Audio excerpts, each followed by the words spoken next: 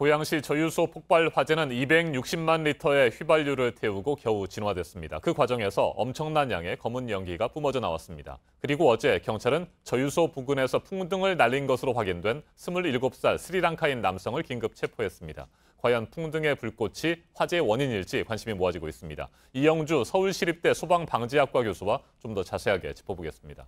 어서 오십시오. 네, 안녕하십니까. 네, 교수님. 스리랑카인 남성이 중실화 혐의로 긴급 체포됐습니다. 과연 풍등의 이 불꽃이 이번 대형 폭발 화재의 원인일지 많은 분들이 궁금해하고 있습니다. 어떻게 보십니까? 예, 실제로 이제 이런 풍등이라는 원인이 생기기 이전까지는 네. 이 안에서 어떤 원인으로 화재가 발생했을까에 관련된 부분이 굉장히 의구심이 많았거든요.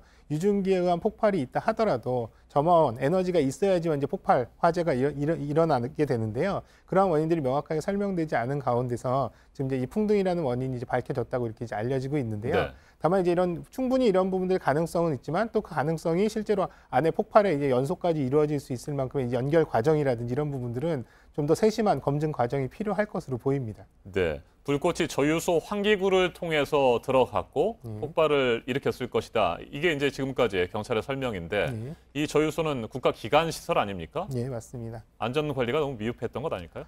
실제로 지금의 이제 설명되는 이런 발화 과정들 또 이런 네. 부분들로 본다 그러면 안전 관리도 또 어느 정도 미흡했다라는 것들은 또 이제 얘기가 될 수는 있겠지만 또 실제로 이제 지금 현재 이를테면 풍등이 떨어져서 이런 부분들이 환기구로 들어가서 급속하게 연소 확대가 이루어지는 이런 과정이라고 한다면 이런 부분들의 관리, 이를테면 공중으로 날아오는 불티라든지 이런 것들을 어떤 식으로 방어할 수 있었겠느냐라는 측면에서 본다면 어떻게 보면 이 관리가 잘 됐다 하더라도 이런 상황을 충분히 막지는 못했을 것이다라고 얘기 드릴 수 있을 것 같습니다. 네. 지금까지의 상황을 종합해 보면 이번 대형 폭발 화재는 방화는 아니고 실화, 그러니까 실수에 의해서 일어난 불이라고 볼 수 있을 것 같습니다. 단순 실화가 있고 앞에서 잠깐 말씀을 드렸습니다만 중실화가 있는데 이건 어떤 차이가 있습니까? 이런 부분들은 이제 단순 실화라고 한다는 것은 전혀 이제 개연성 없이 이런 실수에 의해서 발생하는 이런 것들이라고 본다면 중실화라고 한다면 그런 것들을 감안하더라도 상당히 중대한 상황으로 이런 피해가 발생하는 경우 이런 것들을 얘기할 수 있겠는데요. 다만 이제 이런 부분들은 발화 원인에 관련된 부분들은 실화일 수 있어도 풍등을 날렸다는 실화일 수는 있어도 그런 부분들이 재난화되는 확대 과정에서의 문제점은 없었는지 이런 부분들에 대한 부분들은 조금 더 자세히 확인해 보고 그 문제점을 파악해야 될 필요는 있습니다. 네, 중실화 혐의가 인정되면 3년 이하의 징역이나 2천만 원 이하의 벌금이 내려지게 되는데 풍등의 위험성에 대해서는 그동안 많은 부분들이 지적되고 그랬던 것으로 기억이 됩니다. 네, 맞습니다. 실제로 지난해 소방기본법인가요?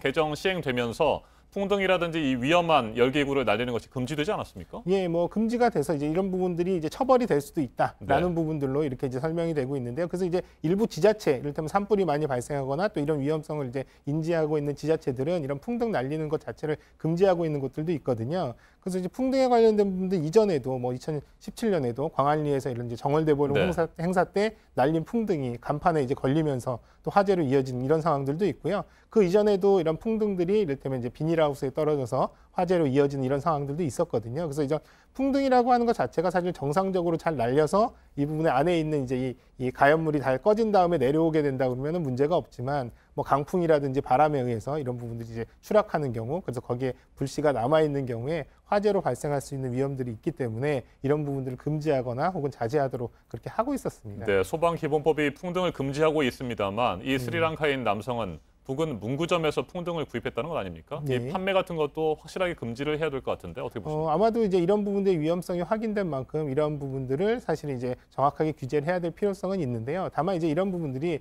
전통적인 또 이런 정월대보름 행사라든지 이런 행사 때 어떤 이 풍습처럼 이렇게 해왔던 것들이기 때문에 법으로 강하게 규제를 한다고 해서 일순간에 이런 부분들 다 제어가 되기는 조금 어려울 수도 있다라고 생각이 됩니다. 네, 초기 진화에 실패하고 17시간 동안 불이 계속 타올랐던 이유에 대해서 좀 살펴보죠.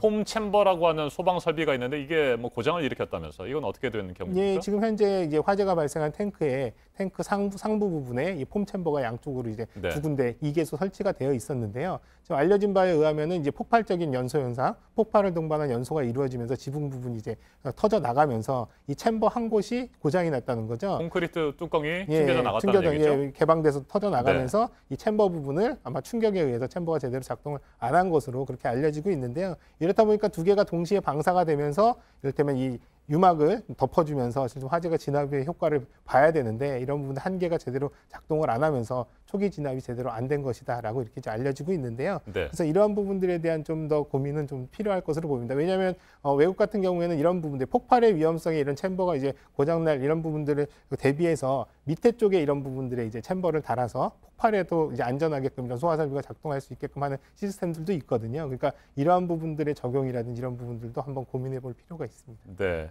고양시 저유소처럼 많은 양의 기름을 저장해 두는 경우에 유증기 있죠. 기화된 기름이 회수될 수 있도록 그런 설비를 반드시 설치해야 되는 건 아닙니까? 그런데 그런 회수 설비가 없었다는 얘기도 있어요. 네, 뭐 회수 설비의 이제 설치 기준이 이전에 지어진 건물이라면 이런 부분들이 회수 설비가 이제 안 돼 있을 수도 있고요. 이런 부분들을 일부 회수 설비가 아니더라도 환기라든지 이런 것들을 통해서 유증기가 내부에 차 있지 않도록 하는 이런 시스템들도 있기 때문에 이런 부분들이 반드시 뭐 잘못됐다라고 보기는 어렵습니다. 다만 이제 이런 부분들이 유증기를 회수하는 시설이 없다면 그 주변으로 발생할 수 있는 건물 주변이나 이 탱크 주변으로 발생할 수 있는 유증기 상태에 대한 관리라든지 또 이런 부분들의 환기 설비의 적정성이라든지 이런 부분들을 좀 더 갖춰야 되지 않을까 생각이 됩니다. 네, 17시간 동안 검은 연기가 뿜어져 나왔습니다. 네. 그래서 유독 물질이 포함되어 있을 것이다. 뭐 바깥 출입을 자제해야 된다. 이런 경고도 나왔었고요. 네. 어떻게 보십니까? 실제로 그 유독 물질이 퍼져 나갔을 가능성이 있다고 보십니까? 실제로 이제 많은 분들이 검은 연기가 굉장히 장시간 동안 이렇게 이제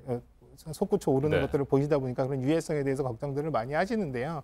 실제적으로 이제 화재에서 발생할 수 있는 유독 물질이라든지 인체에 치명적인 이제 가스들 같은 경우에 대부분 이제 제한된 공간 안에서 짙은 농도일 경우에 흡입을 했을 때 직접적인 인명 피해라든지 이런 이제 이 인체의 위해성 같은 것들이 폐쇄된 나타나는데요. 공간에서 예, 근데 여기 같이 이제 개방된 공간에서 상당히 넓은 공간에 이제 이 일반 공기랑 희석된 상태에서라면 이런 부분들이 사실은 마셨을 때 직접적인 인체에 영향을 미치는 그런 상황으로는 이제 이루어지지 않을 거고요. 다만 이런 것들이 장시간 어찌됐든 간에 대기에 오염물질이라든지 연소 생성물이 노출이 되는 것은 사실이고 이런 것들이 대기에 체류하다가 장시간 사람들한테 흡입이 됐을 때의 영향성 이런 것들은 조금 더 면밀하게 따져봐야 될 필요성은 있습니다. 어찌됐든 우리가 배기가스 같은 것들도 계속 노출이 돼서 이런 것들이 체내에 축적됐을 때 문제점 같은 것들은 나타나는 것처럼 이렇게 발생한 연소가스, 연소 생성물들의 위해성에 관련된 부분들은 조금 더 살펴봐야 되지만 일반 화재, 건물 내의 화재처럼 유독성이 있는 것들은 아니었을 것이다라고 추정은 됩니다. 네, 화재가 발생한 7일부터 뭐 어제까지는 대기질을 조사를 해보니까 큰 변화가 없었다. 네. 크게 뭐 악화되지 않았다라고 합니다만